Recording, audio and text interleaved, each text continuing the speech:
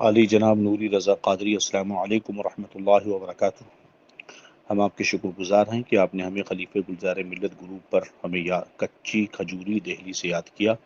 اللہ تعالیٰ آپ کو جزائے خیر عطا فرمائے۔ آپ نے ہم سے پوچھا کہ موجودہ حالات کورونا وائرس میں نمازیوں کے درمیان کچھ فٹ کا فاصلہ رکھنے پر جماعت قائم ہو سکتی ہے یا نہیں؟ کیا نمازیوں کے درمیان 3 فٹ کا فاصلہ رکھنے پر جماعت قائم ہو سکتی ہے، اور پھر اس حدیث کا کیسے استعمال ہوگا جس میں سب بندی کے مسائل بتائے گئے، یعنی کندھے سے کندھا اور گھٹنے سے گھٹنا، ایڑی سے ایڑی ملانے کا؟ علی جناب، اللہ تعالیٰ آپ پر کرم فرمائے، رحم فرمائے۔ موجودہ حالات میں بلا شبہ کورونا وائرس ایک بہت ہی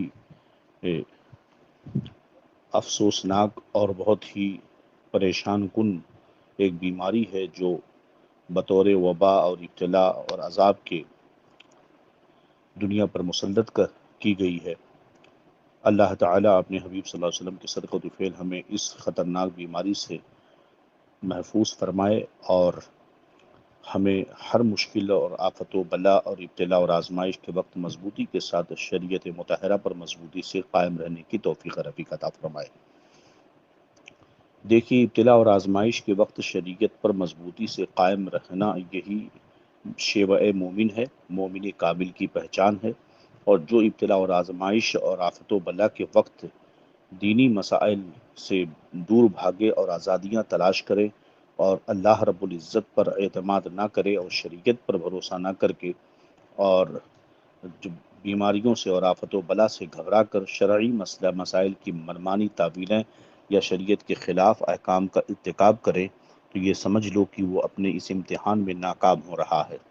جہاں اس وبا اور بیماری نے جانی اور مالی نقصان پہنچایا ہے، اسی طرح نت نئے فتنے دینی مسائل میں بھی پیدا ہوتے چلے جا رہے ہیں۔ اللہ تعالیٰ رحم فرمائے اور صحیح توفیق عطا فرمائے ان لوگوں کو جو اس طرح کے غلط فتوے دے کر امت کے اندر خلفشار پیدا کر رہے ہیں۔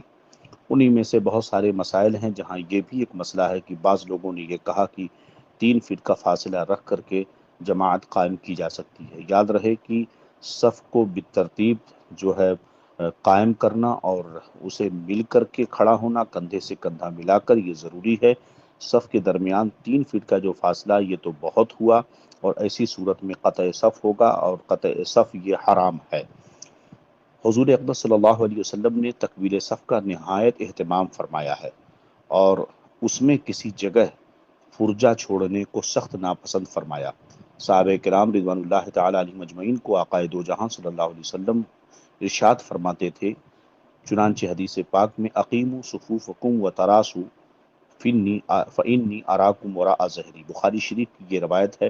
سرکار دو جہاں صلی اللہ علیہ وسلم ارشاد فرمایا کہ اپنی صفوں کو سیدھا رکھو اور خوب مل کر کے کھڑے ہو، اس لیے کہ میں تمہیں اپنی پیٹھ کے پیچھے بھی دیکھ رہا ہوں۔ دوسری حدیث جسے امام احمد نے حضرت امامہ باہلی سے روایت کیا، نبی کریم صلی اللہ علیہ وسلم نے ارشاد فرمایا، سد الخلل فإن الشیطان يدخل فيما بینکم بمنزلۃ الحذف۔ نبی کریم صلی اللہ علیہ وسلم نے فرمایا کہ اپنے صفوں کے درمیان خلل کو بھر دو، یعنی دو لوگوں کے درمیان خلل جگہ باقی نہ رہے، کندھے سے کندھا مل جائے، اس لیے کہ شیطان جو تمہارے درمیان جگہ خالی ہوتی اس کے درمیان داخل ہو جاتا ہے۔ تیسری حدیث ہے جسے امام احمد بن حنبل نے روایت کیا کہ راسو الصفوف فإن الشیطان تقوم فی الخلل، اپنی صفوں کو ایک دم بالکل راگا پلائی دیوار کی طرح متصل کر کے کھڑے ہو کر کے بناؤ، اس لیے کہ شیطان اس خلل میں داخل ہوتا ہے۔ امام نسائی نے ایک روایت کی،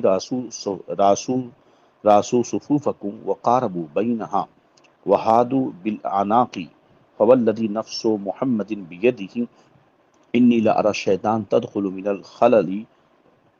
نبی کریم صلی اللہ تعالی علیہ وسلم ارشاد فرماتے ہیں کہ اپنی صفوں کو خوب اچھی طرح مل کر کے سیدھی کر کے بناؤ اور آپس میں قریب ہو جاؤ، اور کندھوں کو کندھوں سے بالمقابل کر دو۔ قسم اس ذات کی جس کے قبضے میں محمد عربی صلی اللہ علیہ وسلم کی ذات ہے، میں شیطان کو دیکھ رہا ہوں کہ وہ صفوں کے درمیان خلل میں داخل ہوتا ہے۔ چوتھی حدیث جو بہت اہم ہے، جسے امام ابو داؤد نے روایت کیا، نبی کریم صلی اللہ علیہ وسلم تشریف لائے اور فرمایا کہ تم لوگ اس طرح صف کیوں نہیں بناتے جس طرح کے فرشتے بناتے ہیں؟ صحابہ نے پوچھا، یا رسول اللہ، ملائکہ کیسے صف بناتے ہیں؟ ارشاد فرمایا، خوب مل کر کے کھڑے ہو اور مومنوں کے لیے اپنے ہاتھ کو نرم رکھو۔ آگے ارشاد فرمایا وَلَا تَذَرُوا فُرُجَاتٍ لِلشَّيْطَانِ وَمَنْ وَصَلَ صَفًّا وَصَلَهُ اللَّهُ وَمَنْ قَطَعَ صَفًّا قَطَعَهُ اللَّهُ۔ صفوں کو خوب بھر دو اور صفوں کے درمیان بالکل شیطان کے لیے کوئی جگہ خالی نہ رکھو، اس لیے کہ دوسری روایتوں میں یہ ہے کہ بکریوں کی شکل میں وہ بیچ میں داخل ہوتا ہے۔ اللہ کے رسول صلی اللہ علیہ وسلم نے یہاں وعید یہ فرمائی اور بشارت بھی فرمائی کہ من وصل صفن وصلہ اللہ، جو صف کو ملائے گا اللہ اسے ملائے گا، اور جو صف قطع کرے گا اللہ اسے قطع فرما دے گا۔ ان وعیدات کے ہوتے ہوئے موجودہ دور کے جدید محققین اور مفتیوں کی آنکھوں پر پٹی بندھ گئی، اور ایک کورونا وائرس کے ڈر سے اللہ پر ان کا اعتماد ہٹ گیا کہ دینی شعار کو قائم کرنے اور نماز کو صحیح طریقے سے ادا کرنے کی سے تو بلائیں اور مصیبتیں اللہ دور کرتا ہے، نہ کہ اپنی جو ہے ایک کورونا وائرس اور ایک وہم کی وجہ سے نمازوں کو تباہ و برباد کرنا اور امت مسلمہ کے ہزاروں سال کے اجماعی مسئلے اور جس پر متفقہ طور پر عمل ہوتا رہا اور جس کے بارے میں نبی کریم صلی اللہ علیہ وسلم نے جو ہے سخت تاکید و تائید فرمائی، اس کے خلاف مسئلے بتا کر یہ وباؤں کو اور دعوت دیتے ہیں، اس سے مصیبتیں دور نہ ہوں گی۔ جس مصیبت سے یہ مفتی بچنا اور بچانا چاہتا ہے، خود اسی مصیبتوں میں اور اس سے بڑی مصیبتوں میں عذاب میں امت کو گرفتار کرنا چاہتا ہے۔ مسلمانوں کو ایسے مسئلوں سے دور رہنا چاہیے اور قرآن و حدیث اور ہمارے فقہا نے جو مسائل بیان کیے اسی پر مضبوطی سے عمل کرنا چاہیے۔